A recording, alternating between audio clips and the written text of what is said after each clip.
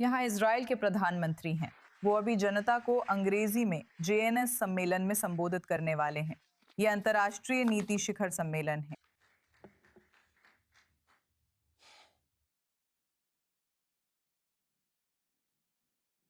धन्यवाद mark Lewin. काश आप मेरे सलाहकार होते। हर दिन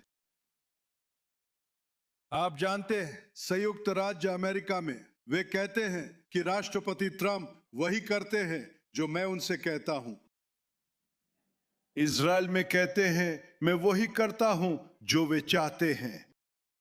खैर, दोनों में से कोई भी सच नहीं है। हम स्वतंत्र और गर्वित देशों के नेता हैं। हम अपने हितों के लिए खड़े हैं। मैं इजराइल के हितों के लिए खड़ा हूं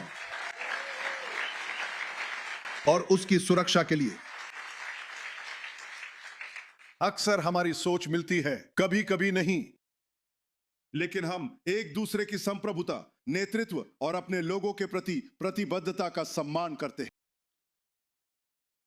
पिछले साल इसी मंच पर खड़े होकर मैंने आप में से कुछ को देखा था। मैं आपको नहीं देख पा रहा, लेकिन यहां मौजूद कुछ प्यारे दोस्तों को मैंने देखा। रिचर्ड, धन्यवाद। हमारे साथ बोस्निया हर्जेगोविना के सर्बियाई राष्ट्रपति भी हैं। धन्यवाद। धन्यवाद मैडम, हमें कल बात करने का मौका मिलेगा। यहां बहुत सारे प्यारे दोस्त हैं और मैं ये सच में कह रहा हूं।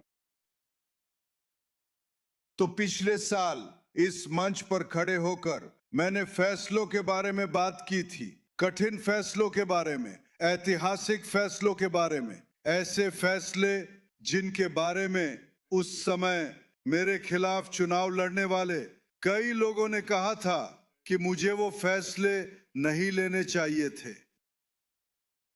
उन्होंने मुझसे कहा था कि राफा में दाखिल ना हूं। मैं राफा में गया। मुझसे कहा गया था हिजबुल्लाह पर हमला ना करने को कहा गया, फिर भी हमला किया। उन्होंने मुझसे कहा ईरान का सामना ना करने को कहा गया था, हमने ईरान का सामना किया। और आज मैं एक साधारण सवाल से शुरू करना चाहता हूं। हमने क्या हासिल किया है?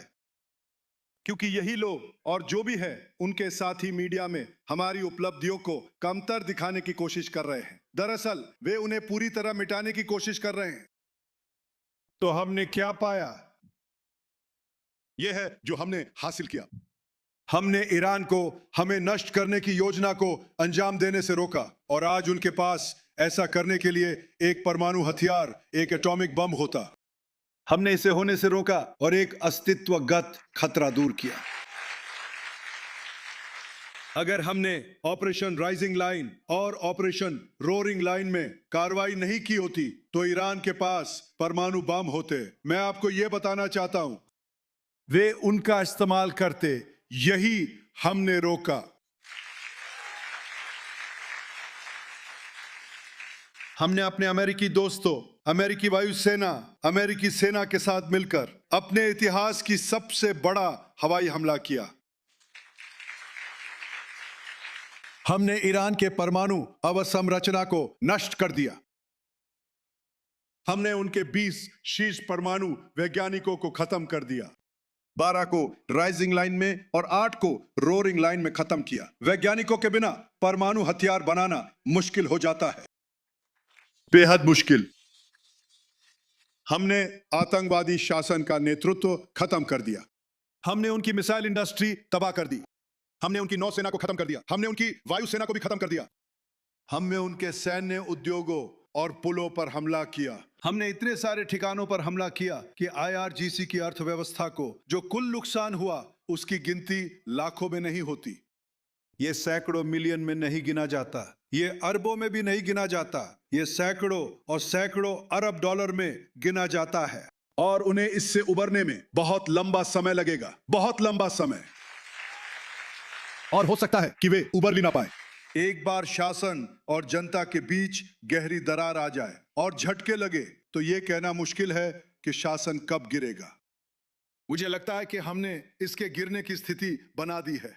वही असली जीत होगी जब ईरानी लोग अपनी किस्मत अपने हाथ में लेंगे और इस क्रूर शासन को गिरा देंगे जो उन्हें और बाकी दुनिया को आतंकित कर रहा है। हमने सिर्फ ईरान का सामना नहीं किया बल्कि उसके आतंक गठजोड़ को भी तोड़ दिया।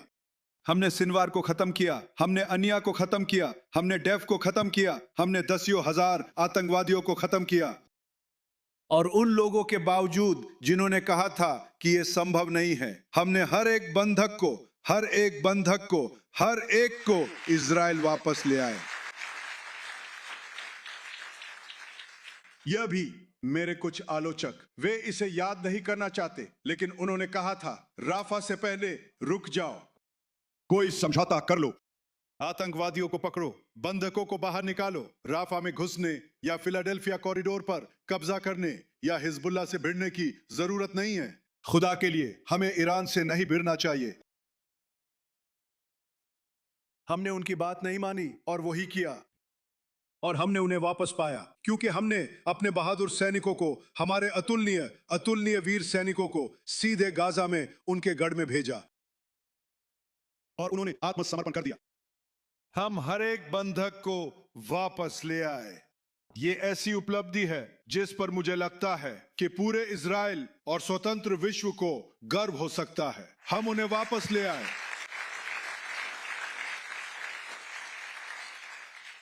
लेबनान में हमने, मुझे नहीं पता इन्हें बीपर्स कहूं या पेजर्स, उन्हें उड़ा दिया। अमेरिका में आप क्या इस्तेमाल करते हैं?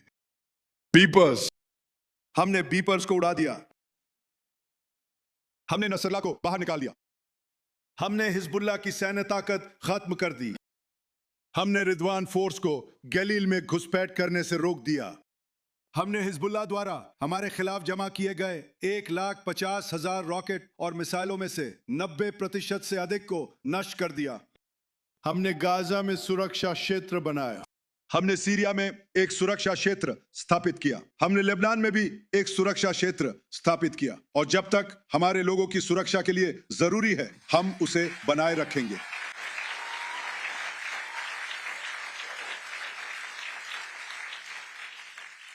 मैं आपको एक और उपलब्धि के बारे में बताऊंगा जो मुझे लगता है कई मायनों में जैसा कि सारा मुझे बताती है और मैं सुनता हूं। आप जानते हैं बाइबल में क्या कहा गया है? सारा ने अब्राहम से जो कुछ भी कहा आप जानते हैं, और भगवान ने क्या कहा? उन्होंने कहा सारा जो भी कहती है तुम्हें उसकी बात सुननी चाहिए। मैं अब्राहम नहीं हूं पर अपनी सारा की बात सुनता हूं। मुझे लगता है हमारी सबसे बड़ी उपलब्धि है वो है डर की दीवार को तोड़ना। सालों तक लोगों ने हमें कहा आप ईरान की धरती पर हमला नहीं कर सकते। हाँ, आप मोसाद ऑपरेशन कर सकते हैं, और हमने काफी सारे किए भी हैं। मैंने कई ऑपरेशन की इजाजत दी, पर हमारी सेना को ईरान नहीं भेजा जा सकता। लेकिन हमने इसे बदल दिया। हमने अपने बहादुर पायलटों को ईरान के आसमान में भेजा, और उन्होंने वहां के टारगेट्स, शासन के टारगेट्स, आतंक के टारगेट्स को निशाना बनाया।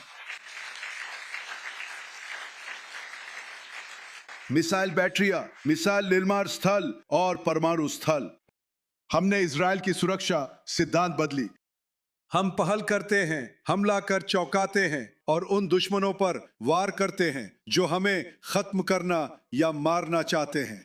हम उन पर पहले हमला करते हैं ताकि उन्हें मौका ना मिले। अगर आप हिब्रू जानते हैं, अकाम लोग अच्छा, अशकेम लोगो, पहले मारो।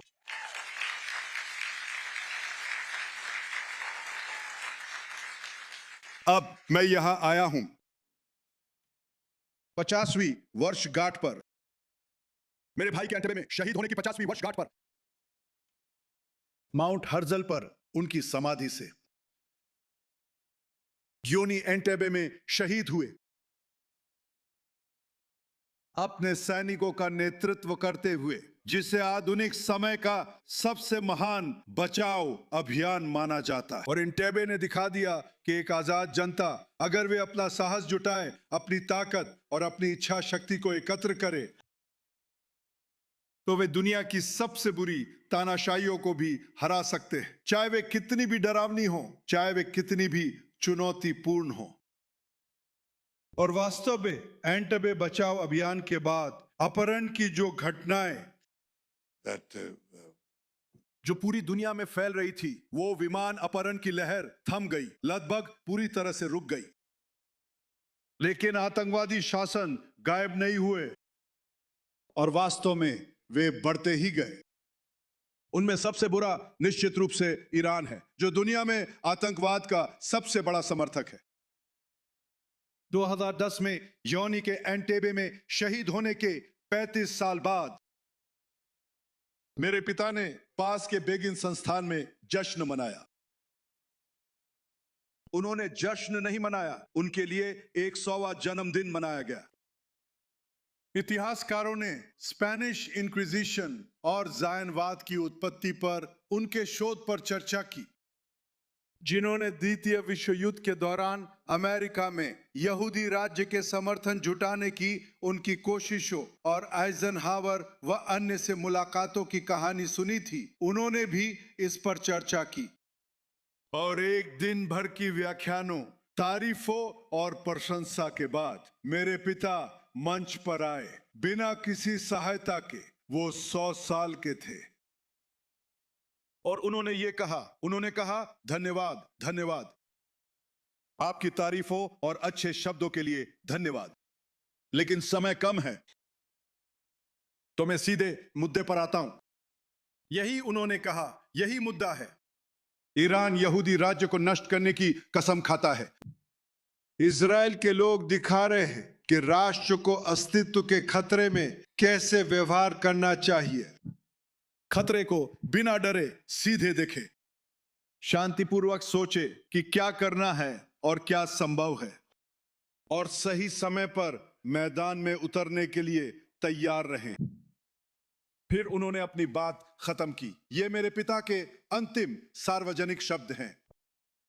इससे मुझे यह पक्का विश्वास होता है, उन्होंने कहा, कि हमारे लोग हमारे अस्तित्व के इस खतरे को पीछे धकेल देंगे।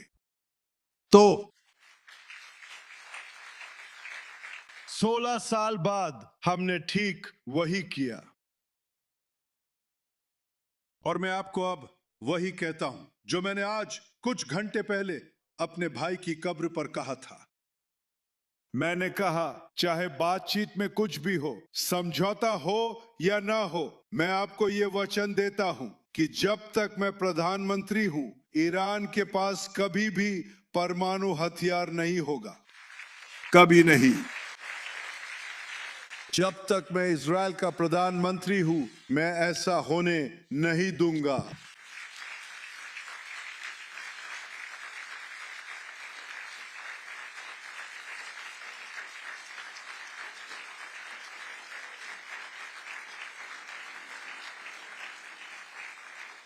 और मैंने लेबनान के बारे में कुछ और भी कहा था। मैंने कहा था और कुछ मिनट पहले यहां दोहराया भी, जब तक हमें अपने लोगों की सुरक्षा करनी है, हम दक्षिण लेबनान के सुरक्षा क्षेत्र में बने रहेंगे। और इसका कारण पूरी तरह से समझा जा सकता है। किसी भी देश से इससे अलग व्यवहार की उम्मीद नहीं की जाती। अब संयुक्त राज्य अमेरिका की कल्पना कीजिए, सीमा के उस पार आपके पास हजारों की संख्या में आतंकवादियों की एक सेना है जो आपके शहरों और कस्बों पर रॉकेट, बैलिस्टिक मिसाइलों और घातक ड्रोन से हमला करती है। वे आपके सैनिकों को मारते हैं, आपके नागरिकों को मारते हैं, आपके बच्चों को मारते हैं और हर दिन उन्हें धमकी देते हैं। तो अमेरिका क्या करेगा? क्या वो कहेगा हम कुछ नहीं कर सकते? आइए हम अपनी गोलीबारी रोके। क्या अमेरिका ऐसा कहेगा? नहीं। आप जानते हैं कि वो क्या करेगा। वो सीमा पार करता, सुरक्षा क्षेत्र बनाता, आतंकवादियों को मारता और अपने लोगों की रक्षा करता जब तक खतरा ना खत्म हो जाए। यही हम कर रहे हैं।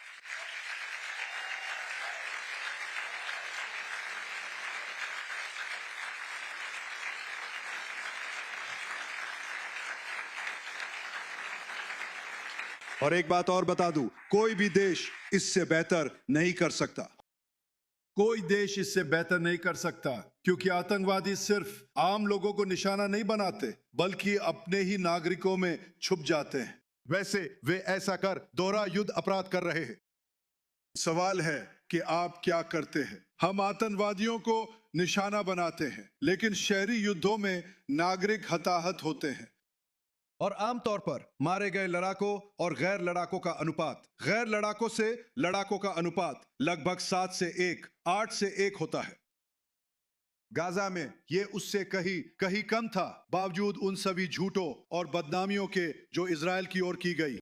लेकिन मैंने अपने लोगों से रक्षा मंत्रालय के रिसर्च विभाग से पूछा। मैंने कहा, लेबनान में अनुपात क्या है? और उन्होंने आज मुझे बताया। मुझे आज ही दस्तावेज मिला। प्रधानमंत्री, ये 5 के मुकाबले 1 है। नहीं, हर आतंकवादी के बदले 5 नागरिक नहीं मारे जाते, बल्कि हर नागरिक को नुकसान पहुंचने पर 5 आतंकवादी मारे जाते हैं। 5 के मुकाबले 1 ऐसा कभी नहीं सुना गया, क्योंकि इजरायली सेना जैसी कोई सेना आतंकवादियों को निशाना बनाने और नागरिक हताहत कम करने के लिए इतनी आगे नहीं जाती। हमें इसके लिए सराहा जाना चाहिए, ना कि निंदा की जानी चाहिए।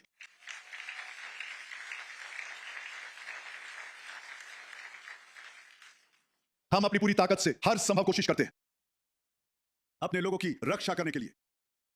हमारा लेबनान से युद्ध नहीं है, हमारा युद्ध हिजबुल्लाह से है, जो लेबनान में आतंक फैलाता और हमें नष्ट करना चाहता है।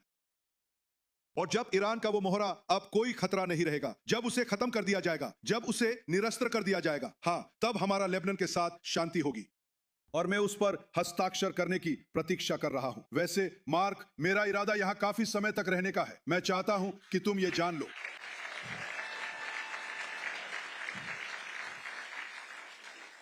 ये और अन्य मुद्दे इजराइल राज्य की सुरक्षा के हित में हैं। मैंने अपना जीवन इजराइल की सुरक्षा के लिए समर्पित किया है, और कुछ भी इसे बदल नहीं सकता। कुछ भी नहीं, बिल्कुल भी नहीं। और मैं ऐसा कर सकता हूं। मुझे अपने परिवार, पत्नी और बच्चों का समर्थन है। मुझे इजराइल के ज्यादातर लोगों का समर्थन भी है। हमारे लोग बहुत मजबूत हैं, वे बहुत मजबूत हैं। हमारे सैनिक बहादुर हैं। इस धरती पर उनसे बहादुर कोई सैनिक नहीं है। वे बहुत वीर हैं।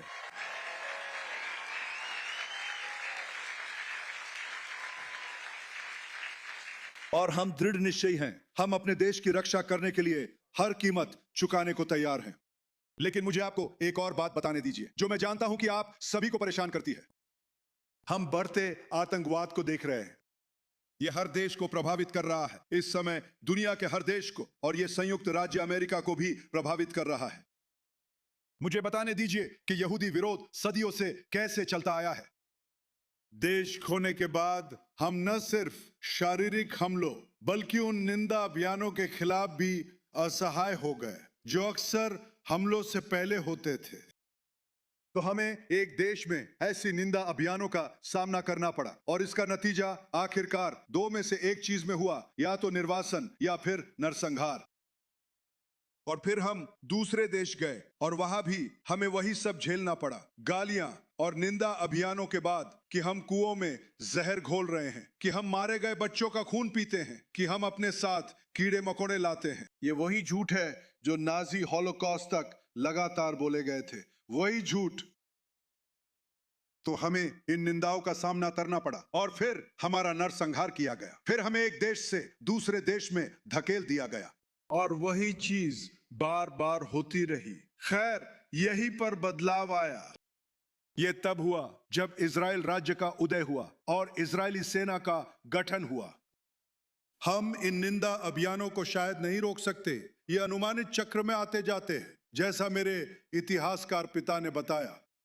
लेकिन फर्क यह है कि जब वे हमें मारने आते हैं, हम मुकाबला करते हैं और उन्हें नहीं करने देते। हम मुकाबला करते हैं और उन्हें पीछे धकेल देते हैं, ठीक वैसे ही जैसे हमने पिछले कुछ वर्षों में किया है।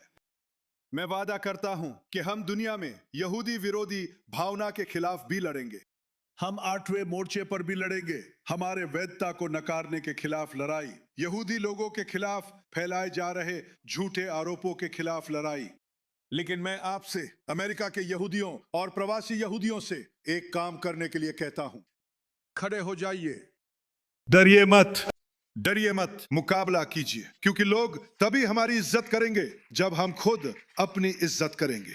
और जब वे हम पर झूठ थोपे तो सच को सामने रखिए और डट कर कीजिए। सच के लिए खड़े होइए, इजराइल के लिए खड़े होइए, यहूदी लोगों के लिए खड़े होइए, यहूदी भविष्य के लिए खड़े होइए। आप सभी का धन्यवाद, धन्यवाद।